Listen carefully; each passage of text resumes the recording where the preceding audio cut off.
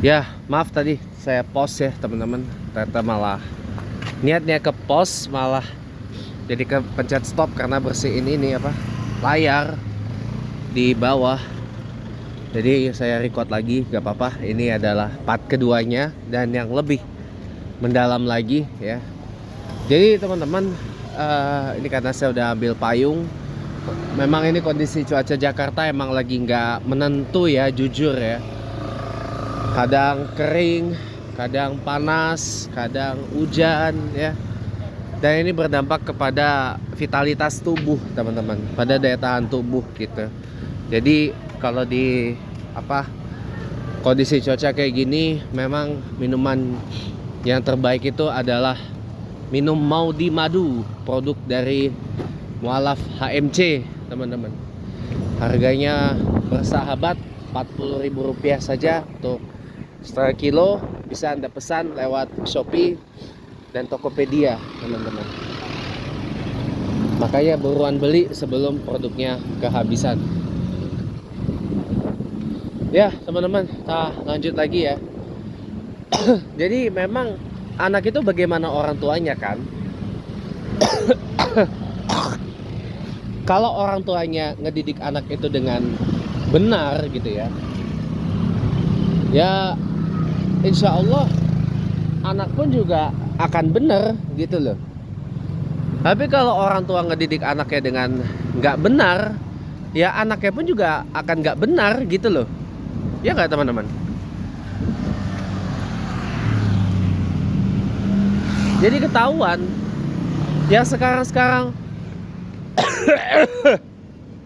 ini menjadi orang tua kan rata-rata adalah mereka-mereka yang sepantaran sama usia saya, atau mereka yang usianya sepantaran dengan beberapa kakak sepupu saya dari almarhum papa gitu loh.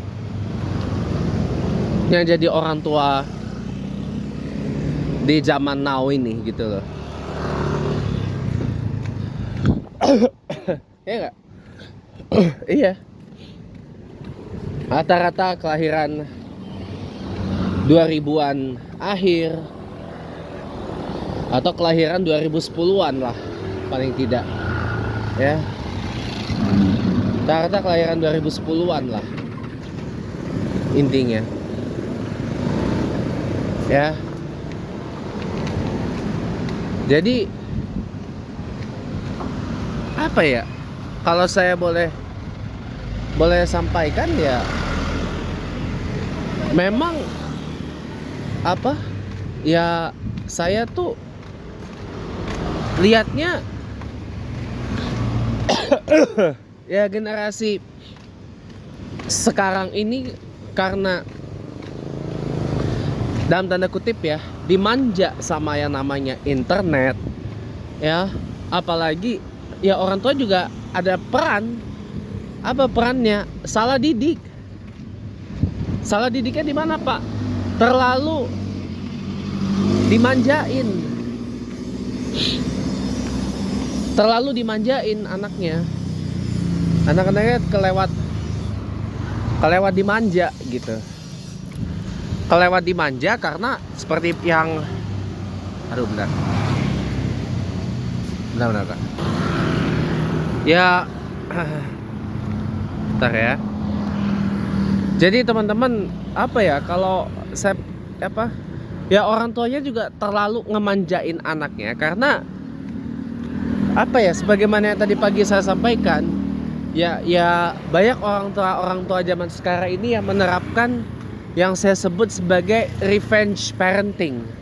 Pola asuh balas dendam gitu loh. Bukan balas dendam dalam artian genosidal ya, yang anaknya dibikin jadi tempat pelampiasan luka-luka masa lalu ya, ketika orang tua tuh jadi anak ya dikerasin sama orang tuanya, dibrutalin sama orang tuanya, macam-macam dan sebagainya.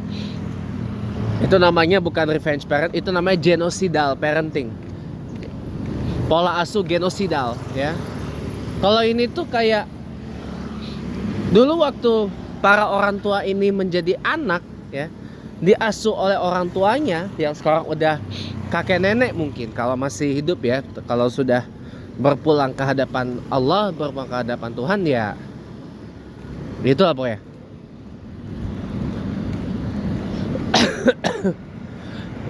Jadi mereka ini kayak membalaskan dendamnya gitu loh. Jadi kayak orang tua itu nggak kepengen anaknya tuh merasakan seperti yang mereka rasakan dulu. Punya orang tua galak, killer, toksik, ya kan?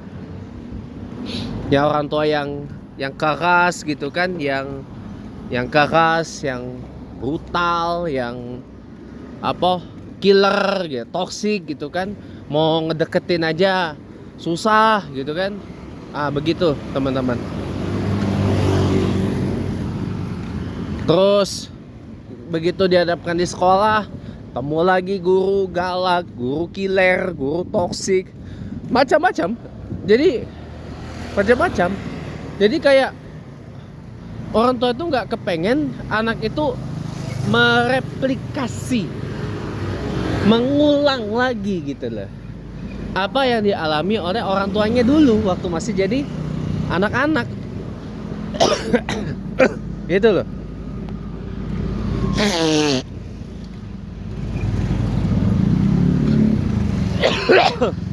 Jadi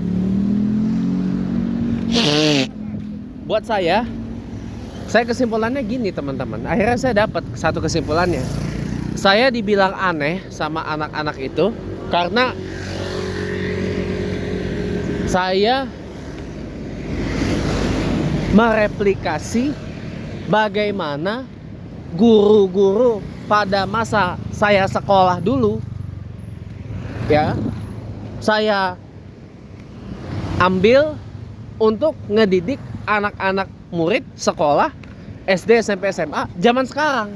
Nah, itu yang bagi mereka tuh aneh gitu. Karena kan mereka maunya guru tuh yang ibaratnya tuh gak kayak bumi dan langit gitu. Jaraknya setara, ya, egaliter gitu. Gak berdistance. Ibaratnya kayak ya easy going, bukan hard going. Ibaratnya lebih liberal, lebih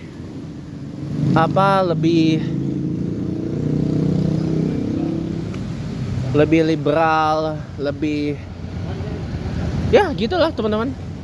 Lebih inilah intinya tuh lebih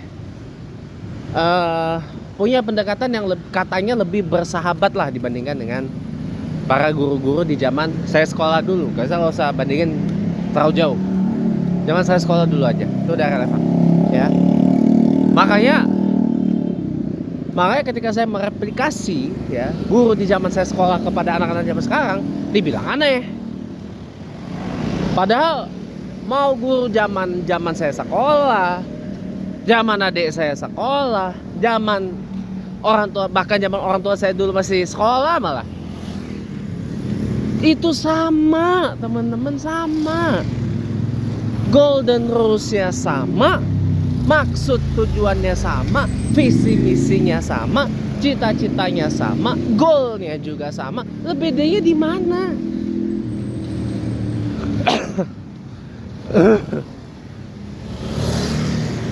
Bedanya di mana? Kan apa ya, kalau saya bilang anak-anak ini juga lawak-lawak gitu loh yang saya perhatikan ini.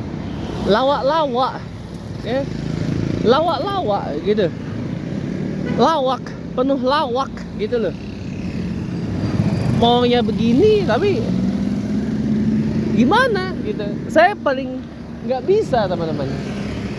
Makanya kadang-kadang saya berpikir ya inilah sisi jeleknya saya sebagai seorang kok yang konservatif lah gitu. Bukan mungkin saya bisa diklasifikasikan sebagai ultra konservatif malah. Kalau soal ini gitu loh. Ya kan? Tapi kan no matter what, ya selama tujuannya baik, maksudnya baik, itikadnya untuk itikad yang baik, ya harusnya ya teman-teman bisa simpulin sendiri aja deh. Nah, kalau saya ini terlalu ini bisa panjang pembahasan gitu. Jadi teman-teman ya, kalau saya boleh beritahukan, kita lewat Murai 3 yuk sesekali ya. Masjid Darussalam masih di sana lagi, kita masih seberang sana. Tapi kita lewat sini dulu deh, mumpung waktu sholat zuhur masih agak lama ya, masih setengah jam lagi. Jadi apa ya, kalau saya boleh sampaikan ya teman-teman ya, ya salah orang tuanya juga yang terlalu memanjakan anak, yang terlalu, sebagaimana saya suka sampaikan ya, terlalu menancapkan doktrin kepada anak. Nah, kamu akan baik-baik aja karena dunia akan baik-baik saja sama kamu. Kamu gak perlu khawatir nak, karena dunia akan selalu berpihak padamu nak gitu. Dan dunia akan selalu baik kepadamu nak gitu. Anak itu yang ditancapkan oleh orang tua kepada anak-anaknya. Dan itu, maaf lahir dan batin teman-teman, adalah sebuah doktrin yang, maaf lahir dan batin, saya harus nyatakan apa adanya di sini, menyesatkan.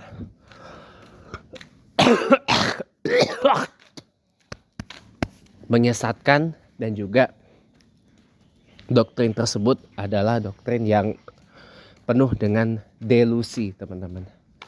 It's a delusional doctrine ya. Doktrin yang penuh dengan delusi teman-teman. Kenapa penuh dengan delusi? Karena kenyataannya tidak demikian ya. Kenyataannya dunia tidak selalu berpihak pada kita, dan dunia tidak selamanya baik pada anak-anak kita. Itu aja ya. Jadi kalau doktrin seperti itu sudah sepatasnya ditinggalkan teman-teman. Bukan ditancapkan, tapi ajarkan anak itu untuk menghadapi realitas yang ada, untuk menerima kenyataan bahwa dunia tidak selalu baik-baik saja. Dunia tidak selamanya berpihak pada kita.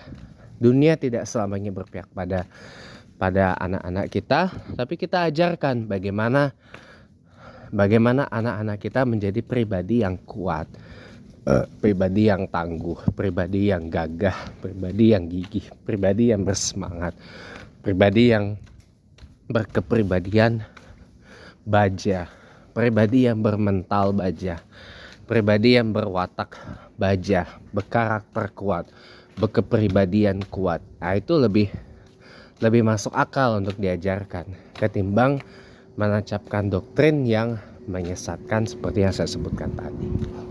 Itu lebih bagus teman-teman ya.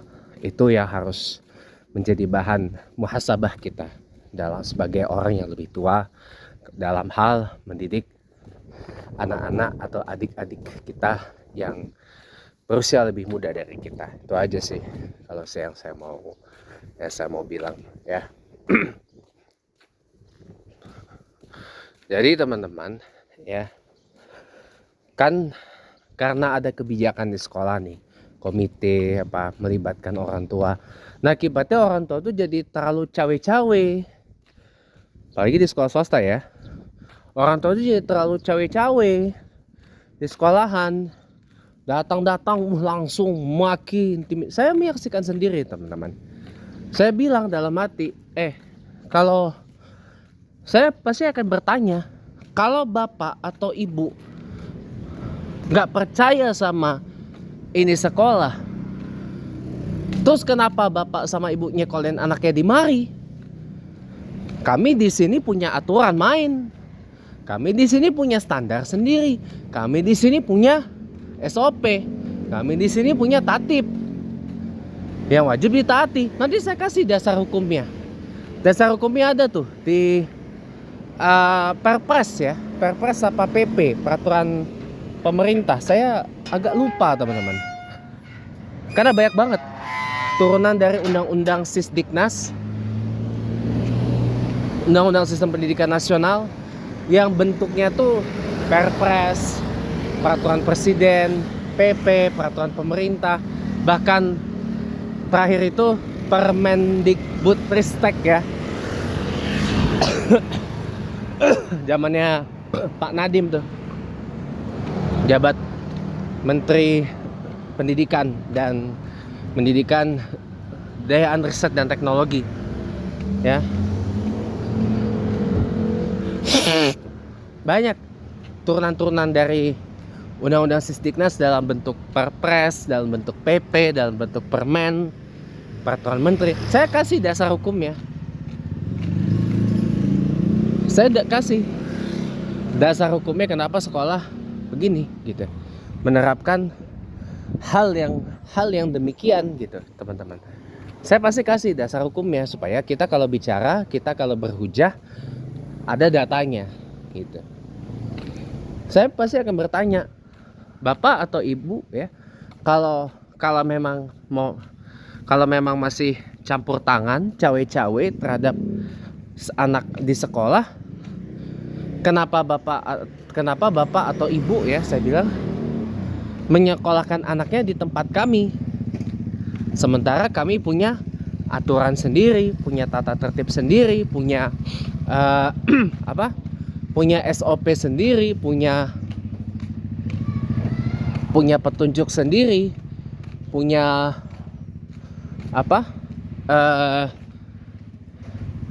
punya segala sesuatu yang sudah kita siapkan sendiri untuk tujuan anak-anak itu benar-benar di sekolah tuh untuk belajar, jadi orang disiplin, taat aturan. Kalau Bapak Ibu nggak percaya sama sekolah, mendingan Bapak Ibu ambil lagi anaknya, terus Bapak Ibu aja yang ngajar di rumah, anaknya dibawa ke homeschooling aja. Saya akan ngomong seperti itu. Anaknya dibawa ke homeschooling aja Pak, Bu, gitu. Homeschooling itu Bapak Ibu yang ngajar di rumah. Bapak atau Ibu yang ngajar di rumah, anaknya diajarin sama Bapak Ibu sendiri di rumah. Diajar sama Bapak atau Ibu sendiri di rumah atau dilesin gitu. Karena ini terbelah jadi 2 bagian, teman-teman, dan saya juga udah sampai di Masjid Darussalamah. Benar-benar nanti kita akan bahas homeschooling pada kesempatan yang lain, pada konten yang lain. Tapi saya kasih the big picture-nya aja ya.